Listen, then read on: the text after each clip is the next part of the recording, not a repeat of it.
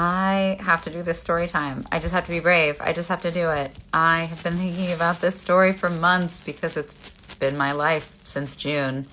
And I haven't really wanted to go that public with what happened to me because I was really hoping that the people responsible would step up and do the right thing.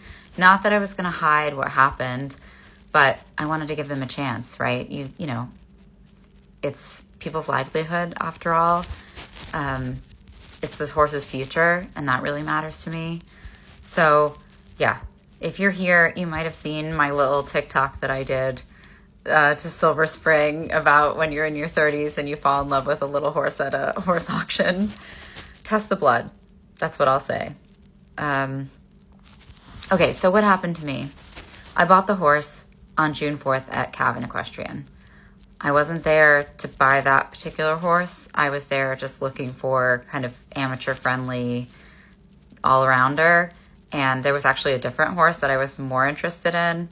But every time I walked down the aisle, this little horse kept sticking her nose through the bars, basically calling me over. And I was really wanting a nice horse to hang out with in the stables as well, right?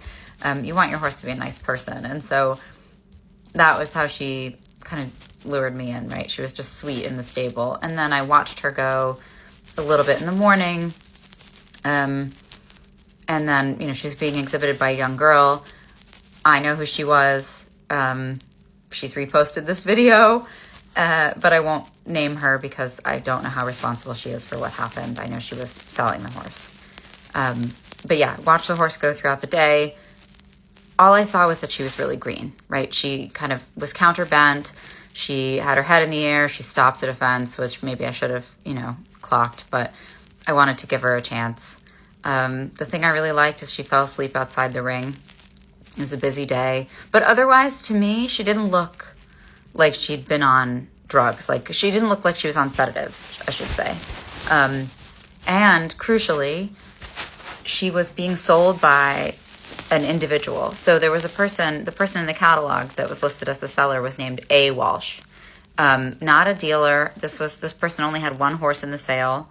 And because she was being exhibited by a younger girl, I thought, okay, this is sort of a family operation, right? The seller sent her to a dealer to be sold, but I'm buying from an individual seller who probably raised this horse. She was 7 years old. She fit like a nice profile. And she had a clean vendor warranty and a clean vet cert. And those are the two most important documents. When you're buying a horse at sales, those are the two things that you should be able to rely on, right? The vendor warranty basically says the vendor has to set out any dangerous behavior or any unusual behaviors or history that the horse has. And in the Cavan terms of sale, it says that is a legally binding document, right? It says any false information on that document leaves the horse returnable. The vet cert is something where the seller has to take the horse to a vet and have the vet fill out the certification saying the horse was trotted up sound. I didn't see any scars or anything that would inhibit the horse's performance as a sport horse or an all-rounder, that kind of thing. So the horse that I bought, who I was told on the day that her name was Sugar, which I thought was really cute, didn't have a registered name. So she was given as unnamed in the catalog. And I thought, oh, that's also appealing because then I can name her, which is nice. I also like the stable name Sugar. I thought it was cute and it fit her kind of sweet personality. I couldn't really read the microchip number on the vet cert. Like, it didn't pan out when I was searching for it. But because the horse she wasn't given a registered name, it was really hard to do any research on her before I bought her. But again, it seemed like she was coming from kind of a private home, maybe not sophisticated, so they hadn't bothered to register a name. As well, the catalog listed her dam and her dam sire as being like the same horse. Like, it clearly wasn't correct pedigree information in the catalog. But again, I thought, okay, well, maybe a bit unsophisticated. I'll kind of look it up later. So I bought the horse. Nothing seemed to be wrong at the time that I bought her. I vetted her after I bought her. They pulled blood, and she passed the second vetting. So that was great.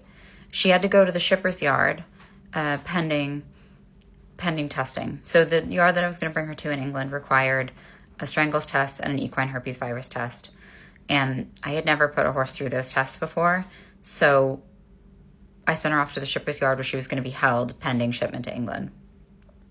When I got home after the sale, I was trying to find more information about who is this horse that I bought? What's going on?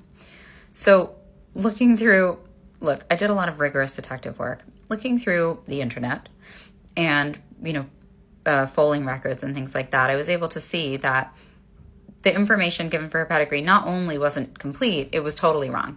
So her dam had a foal in 2018, but it was basically it was all wrong. I found it. I found the information that I needed. Anyway, through that investigation, I discovered that she'd actually been sold by a dealer in September 2024. So this was 9 months before I bought her. She'd been sold at Goresbridge sales in September 2024. And in fact, she'd been sold by the only dealer in Ireland that I had actually been warned away from. That was the only person that I didn't want to buy from. And I thought, gosh, that's kind of bad luck, isn't it? That the one horse that I bought at the sales, I didn't buy it from that dealer, but he did own her at some point. Now, I won't say why I was warned away from this particular dealer, but it's behavior that gets you banned from the sales. So I thought, I wonder why she's come back to the sales by the person who bought her in September. Actually, now, the vendor who sold her in September, the person who bought her in September had a different name than the person who sold her in June to me. So this is kind of like spaghetti strands of individuals, trying to figure out who the heck did I actually buy this horse from? What's her history? So I contacted the person who sold her in September, who is Keith Wilson. And I said, hi, I saw that I bought this horse in June, and you sold her in September. Anything about her that you know? Because I didn't know who the seller was that I bought from in June. I would just love any history about this horse. He told me, oh yeah, you'll have a great time with her. I owned her for 2 years, nothing that you need to know. And I said, do you have any idea why she could have ended up back at the sales in June after you sold her in September? And he said, I think it's just easier for people to sell them at the sales. So not really a lot of information, and not any information about her behavior or soundness or anything like that. Basically, he told me nothing relevant. I then had to wait 3 weeks for the horse to arrive because of the testing that she had to have. So she was at the shipper's yard for about 3 weeks, and I was pretty anxious, right? I was ready for her to get here. In the meantime, what I noticed is that the video that I had seen of her that was on the Cavan auction site was deleted off YouTube by the girl who had been exhibiting her.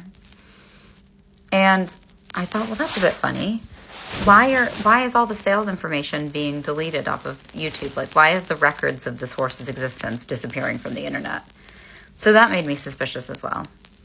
When she arrived in England in June, late June at that point, it was pretty clear that something was wrong with her. She just wasn't going right. She was moving really short, and because I'd seen her at the sale, I could tell it was very different from what she had looked at the sale. And I thought, okay, it's been 3 weeks. She's maybe been cooped up in a stall, waiting for transport, and now she's just gone 12 hours across the Irish Sea, guaranteed it's stiffness from travel. So we had RVC, the Royal Veterinary College, we had their vets come out 3 times to the yard over the course of 3 weeks to come and check her and see if they could find out what was wrong with her. Basically, each time it was a different leg, which was really difficult. And also, it was a different leg or she was stiff from travel.